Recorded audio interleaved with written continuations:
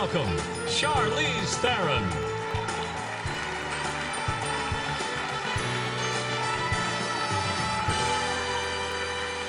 Yeah, look at you.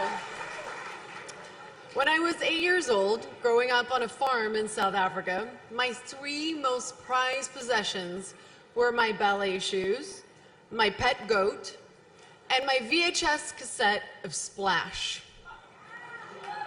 Kids, you can Google that, what a VHS is. I watched that Splash cassette so many times, the actual ribbon broke, and I fixed it with a piece of Scotch tape, like I was performing surgery on it. There was this filthy duck pond on our farm that I would splash around, waiting for Tom to rescue me and show me Manhattan. I was in love. Rita, you should file a restraining order against me. They call Tom an everyman, and while Tom does give us the chance to see ourselves on screen, he also gives us something more profound. He presents a vision of who we could be. Tom gave me one of my first roles when he directed That Thing You Do. I remember my audition. After my first read, I thought I completely blew it. I didn't know where I was or who I was, and I had somehow forgotten to breathe. And Tom just kindly looked at me, took a beat, and said, "I'm so sorry, Charlize. Do you mind just giving me 5 minutes? I have to step out. I'll be right back, and then we'll do that scene again." Tom didn't need 5 minutes. I needed 5 minutes. Those 5 minutes were a gift to me because he saw a nervous, sweaty young actress failing to mask a panic attack in a thick South African accent. That's the kind of man he is. This is why we love Tom.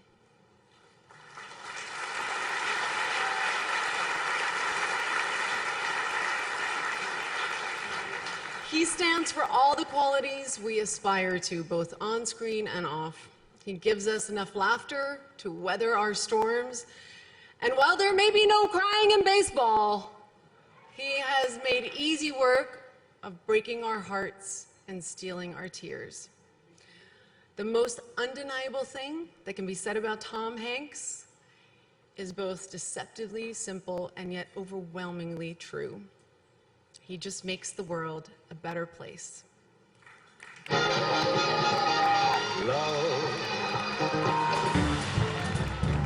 It's me. It's Josh. You can't imagine how excited I am to finally meet you. My name's Forrest Gump. I'm David Plufkins. I wasn't always this way, to be sure. I used to be the way I used to be before.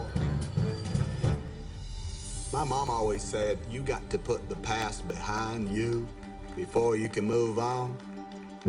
What's my death say, Mom? You're gonna have to figure that out for yourself. How do we sift truth from belief? How do we write our own histories? Tonight, this will be our quest. Oh. All my life, I've been waiting for someone, and when I find her, she's a fish. Maggie, my wife, she made everything beautiful. Could it be that you need someone just as much as Jonah does? Shall we?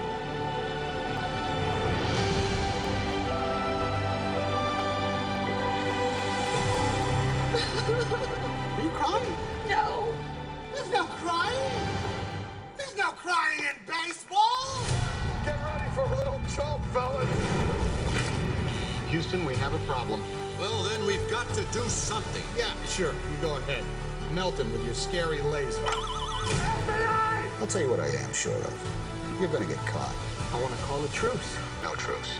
You'll go to prison. Where do you think this was going?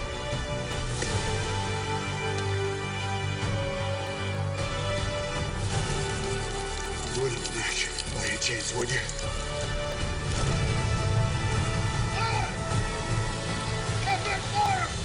There's a 2-centimeter laceration on the left eyebrow. It's okay. Okay. Wouldn't you be more comfortable in a research room? No. Would it make you more comfortable? Every now and again, you get to be a part of justice being done. So you rationalize making the choice. You're between the mission and the myth.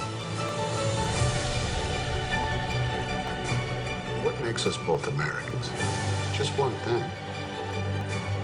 One. The rule book. We call it the Constitution.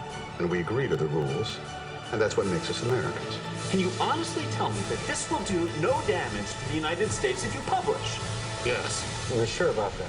No! That's why I've called you guys.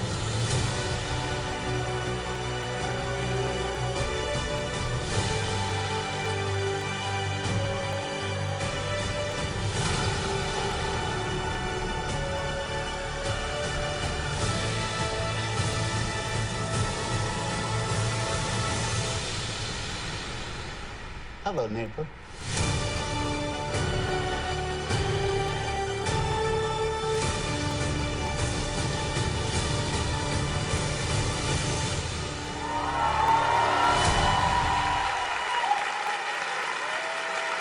Ladies and gentlemen, Tom Hanks!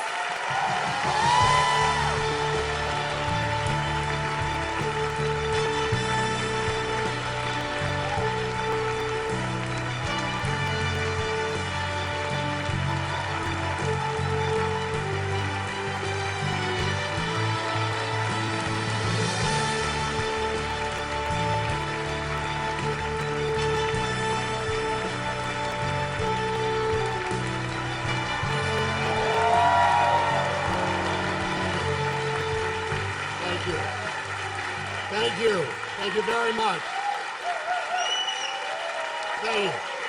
Thanks, everybody. Thank you. Most of the people in this room, I would pay to see them get their cars washed. So, to be up here, and can I just say honestly, really, can I just tell the truth now? Can I just see a show of hands? How many people in this room have a clip package that includes the Love Boat? Anybody? Well, you, Charlize? No? Well, you missed out. There you go, Kathy. There you go. And what do we have? Love, exciting, and you. Climb aboard. I have a cold the size of Merv Griffin's Jeopardy royalties, so forgive me. I've been drinking an awful lot of savagely orange drinks for the last 24 hours, and I'm a little jittery. A man is... Sorry. A man is blessed. A man is blessed with a family sitting down front like that. A wife who is fantastic in every way, who has taught me what love is. 5 kids who are braver and stronger and wiser than their old man is. And a loving group of people who have put away with me being away months and months and months at a time. Of course, otherwise I wouldn't be standing here if they didn't have to put up with that. So I can't tell you how much your love means to me. So that's the wife and kids. You know, you're a dope if you don't steal from everybody you have ever worked with. And I have stolen from the likes of the people that only need one name, you know, like Meryl, like Denzel, like Antonio, like Meg, like Julia, like Sally Field, even though that's 2 names, it's still one. But I have also been made better by watching the examples of some of the greatest actors that have ever walked the stage. Peter Scolari and Holland Taylor 1,000,000 years ago. Robin Wright, Barkhad Abdi, believe it or not, who was in his very first film, but was so very much an artist, there was no doubt about it. And Charlize, who actually is one of those one-word names. The reason I had to leave the room for 5 minutes was to go in and tell all the other producers that this woman that I'm auditioning right now is going to be in this movie somehow, so we got to figure out how it's going to work. And she was.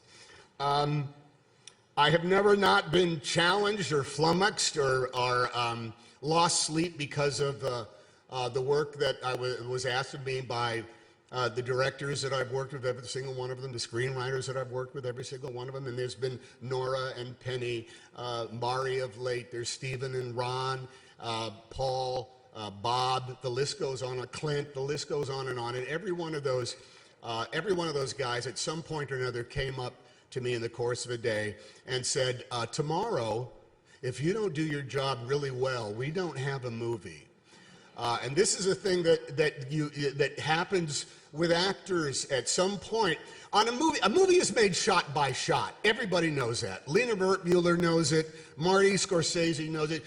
Jackie Chan knows that a movie is made shot by shot. And at that moment, what is required is everybody has to do their job to their perfection. They have to hit a mark, and they have to go there. Sometimes the movie rests on the shoulders of the makeup artist who put on Stellan Skarsgård's eyebrows. Sometimes it's the focus puller that if it isn't sharp, you don't have it, and it shows up and you have to do it all over again. But it's those moments as an actor where everybody I have ever worked with has helped me get to that place. Sometimes it's 3 o'clock in the morning, and sometimes it's 11 at night, in which you just have to somehow put it all together, have faith in what the process is, and go there. 1,000 years ago, in 1977, when I was an intern at the Great Lakes Shakespeare Festival, my first professional job, we all got yelled at by Dan Sullivan, the director. We had partied a little bit too much the night before. We were showing up for rehearsals, and he screamed at us. Well, he did actually scream at us. He said, hey, look, you guys, you actors, you know what your job is? You have got to show up on time, and you have to know the text, and you have to have a head full of ideas. Otherwise, I can't do my job.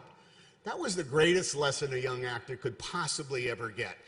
First of all, the head full of ideas. Bring anything. Try anything. They might not use it. If it stinks, they won't use it. Am I right, Marty Scorsese? If it's not good, boy, let's see the outtakes from that movie, by the way.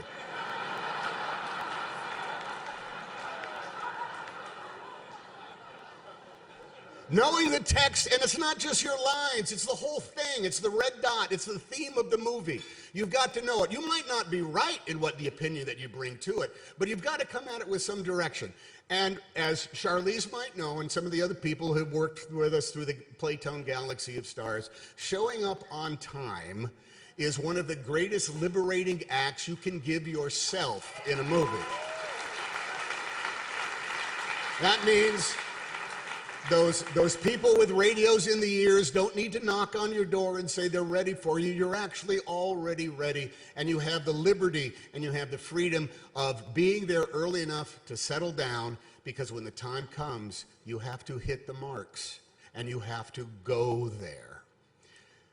There is a saying in motion pictures back when it was shot on film that you could not move on to the next scene until the gate was good.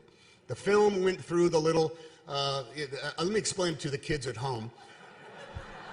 The film went through a shutter and it had to go through the gate. And sometimes a piece of film would fall off, a hair or speck of dust would be there on the negative, and the shot would be ruined because you couldn't save it in the lab. The gate had to be good before you could move on. Cecil B. DeMille himself up in that voice of God chair. Now, all right, that's wonderful. Cut! Check the gate. He'd say something like that, and then they would check the gate, and if the gate was good, then you moved on. Ladies and gentlemen, it's the cold that is making this happen. I swear to God, I'm not nearly this emotional at home. Well, thank you, HFPA. Thank you all here. Thank you all for all your inspiration and all of your work and all of the struggle that you guys all go through in order to hit the marks and tell the truth. I have checked the gate. The gate is good. Thank you.